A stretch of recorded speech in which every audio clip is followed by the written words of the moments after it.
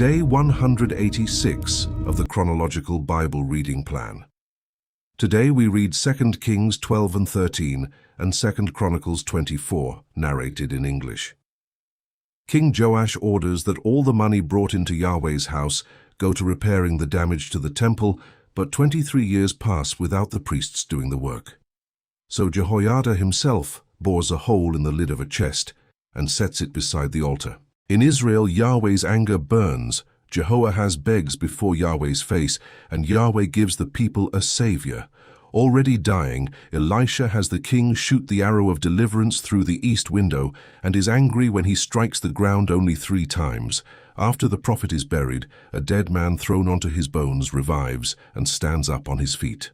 And the day closes in Judah, where the Spirit of God clothes Zechariah the son of Jehoiada, and the king has him stoned in the court of Yahweh's house. Today you will learn Hebrew words like bedek, the breach of the house that names the temple work; midrash, the term occurring only twice in the Old Testament; and lavash, the verb for putting on a garment used of the Spirit. Subscribe and turn on notifications.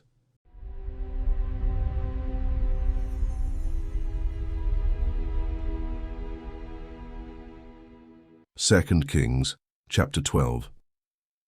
Jehoash began to reign in the 7th year of Jehu, and he reigned 40 years in Jerusalem. His mother's name was Zibiah of Beersheba. Jehoash did that which was right in Yahweh's eyes all his days, in which Jehoiada the priest instructed him. However, the high places were not taken away. The people still sacrificed and burned incense in the high places. Jehoash said to the priests, "All the money of the holy things that is brought into Yahweh's house, in current money, the money of the people for whom each man is evaluated, and all the money that it comes into any man's heart to bring into Yahweh's house, let the priests take it to them, each man from his donor, and they shall repair the damage to the house, wherever any damage is found." But it was so, that in the 23rd year of King Jehoash, the priests had not repaired the damage to the house. Then King Jehoash called for Jehoiada, the priest, and for the other priests, and said to them, "Why aren't you repairing the damage to the house? Now therefore take no more money from your treasurers, but deliver it for repair of the damage to the house." The priests consented that they should take no more money from the people, and not repair the damage to the house. But Jehoiada the priest took a chest, and bored a hole in its lid, and set it beside the altar, on the right side as one comes into Yahweh's house, and the priests who kept the threshold put all the money that was brought into Yahweh's house into it. When they saw that there was much money in the chest, the king's scribe and the high priest came up, and they put it in bags and counted the money that was found in Yahweh's house. They gave the money that was weighed out into the hands of those who did the work, who had the oversight of Yahweh's house, and they paid it out to the carpenters and the builders who worked on Yahweh's house, and to the masons and the stone cutters, and for buying timber and cut stone to repair the damage to Yahweh's house, and for all that was laid out for the house to repair it. But there were not made for Yahweh's house cups of silver, snuffers, basins, trumpets, any vessels of gold or vessels of silver, of the money that was brought into Yahweh's house. For they gave that to those who did the work, and repaired Yahweh's house with it. Moreover, they didn't demand an accounting from the men into whose hand they delivered the money to give to those who did the work, for they dealt faithfully. The money for the trespass offerings and the money for the sin offerings was not brought into Yahweh's house, it was the priests'. Then Hazael king of Syria went up and fought against Gath, and took it. And Hazael set his face to go up to Jerusalem. Jehoash king of Judah took all the holy things that Jehoshaphat and Jehoram and Ahaziah, his fathers kings of Judah, had dedicated, and his own holy things, and all the gold that was found in the treasures of Yahweh's house and of the king's house, and sent it to Hazael king of Syria, and he went away from Jerusalem. Now the rest of the acts of Joash, and all that he did, aren't they written in the book of the Chronicles of the kings of Judah? His servants arose and made a conspiracy, and struck Joash at the house of Millo on the way that goes down to Silla. For Jozachar the son of Shimeath and Jehozabad the son of Shomer, his servants, struck him, and he died, and they buried him with his fathers in David's city, and Amaziah his son reigned in his place. 2 Kings chapter 13. In the 23rd year of Joash the son of Ahaziah, king of Judah, Jehoahaz the son of Jehu began to reign over Israel in Samaria for 17 years. He did that which was evil in Yahweh's sight, and followed the sins of Jeroboam the son of Nebat, with which he made Israel to sin. He didn't depart from it. Yahweh's anger burned against Israel, and he delivered them into the hand of Hazael king of Syria, and into the hand of Ben-Hadad the son of Hazael, continually. Jehoahaz begged Yahweh, and Yahweh listened to him, for he saw the oppression of Israel, how the king of Syria oppressed them. Yahweh gave Israel a savior, so that they went out from under the hand of the Syrians, and the children of Israel lived in their tents as before. Nevertheless, they didn't depart from the sins of the house of Jeroboam, with which he made Israel to sin, but walked in them, and the Asherah also remained in Samaria. For he didn't leave to Jehoahaz of the people any more than 50 horsemen and 10 chariots, and 10,000 footmen, for the king of Syria destroyed them and made them like the dust in threshing.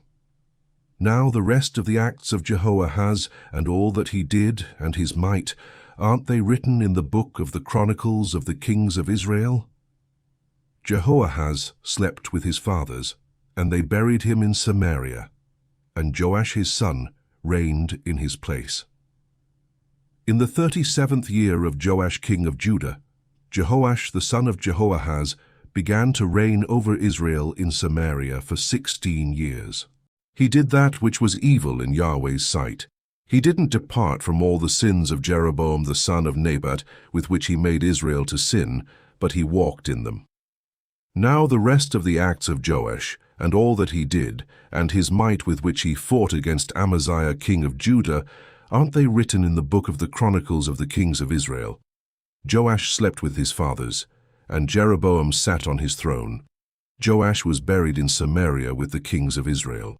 Now Elisha became sick with the illness of which he died, and Joash the king of Israel came down to him and wept over him and said, my father, the chariots of Israel and its horsemen.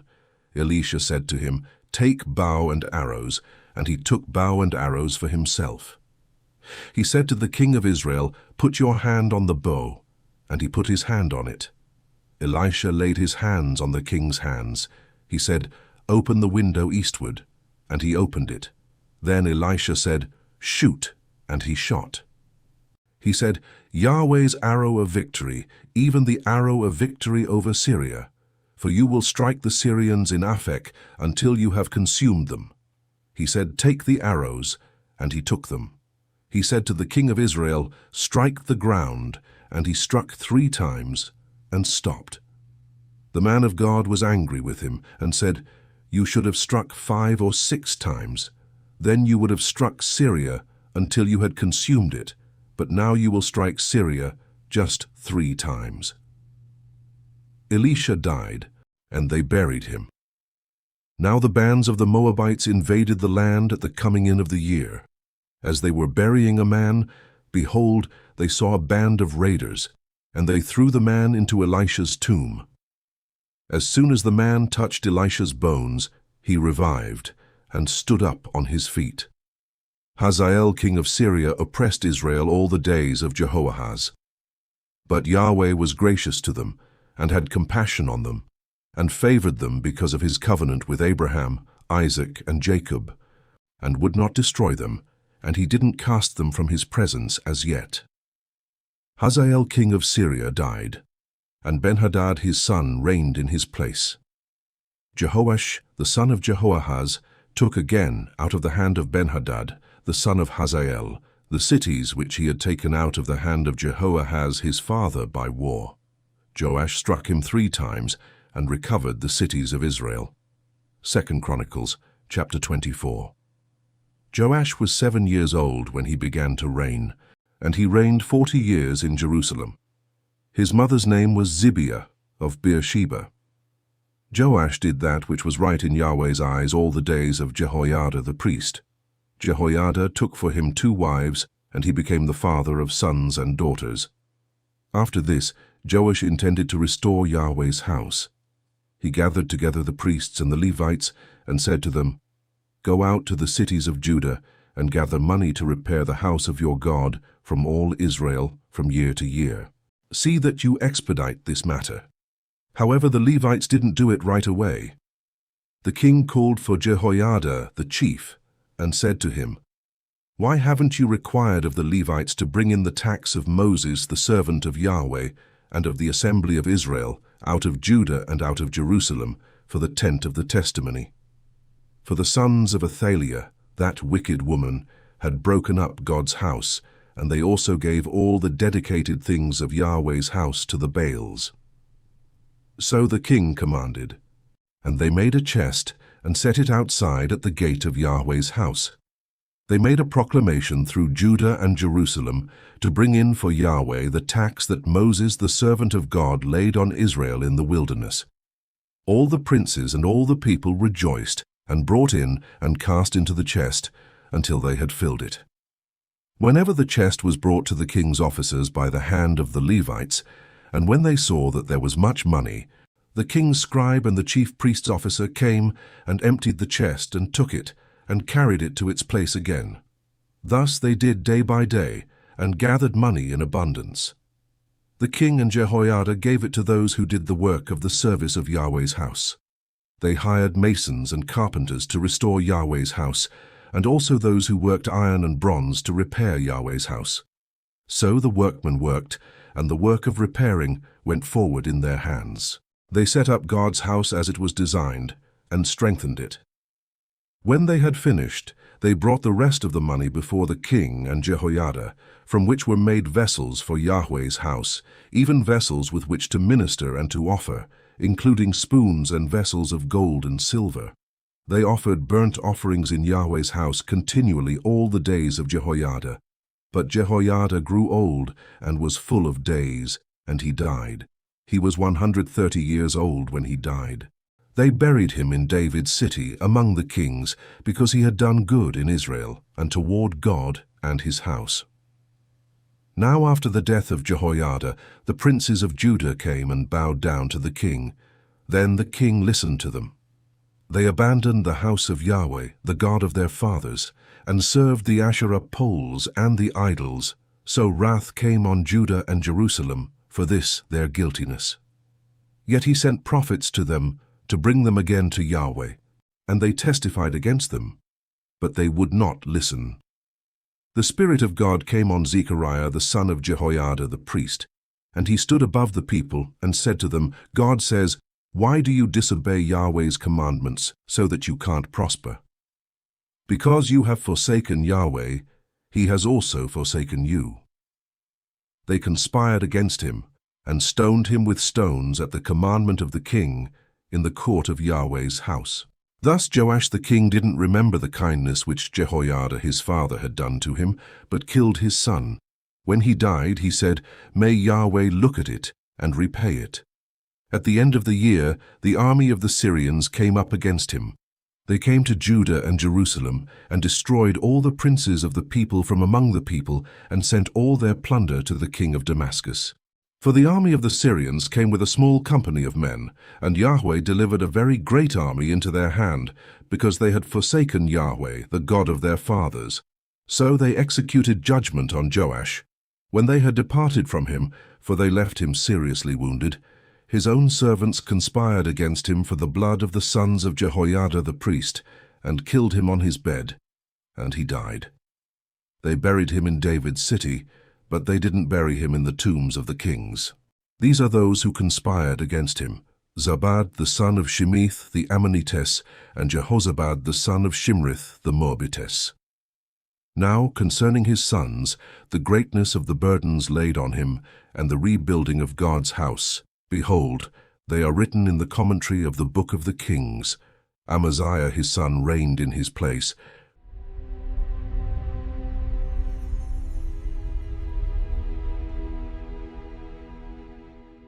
We close here day 186 of our journey through the Word. In 2 Kings 12 and 13, and in 2 Chronicles 24, King Joash orders that all the money brought into Yahweh's house go to repairing the damage to the temple. And when the priests let 23 years pass, Jehoiada himself bores a hole in the lid of a chest and sets it beside the altar, and the money is handed over without any accounting, because the men dealt faithfully. Then in Israel, Yahweh's anger burns. Jehoahaz begs before Yahweh's face, and Yahweh gives the people a savior. Elisha, already dying, has King Jehoash shoot the arrow of victory through the east window, and is angry when the king strikes the ground only 3 times, and after the prophet is buried, a dead man thrown onto his bones revives and stands up on his feet. And the day closes in Judah, where the Spirit of God clothes Zechariah the son of Jehoiada, and the king who had been raised by the father has the son stoned in the court of Yahweh's house, without remembering the kindness he had received.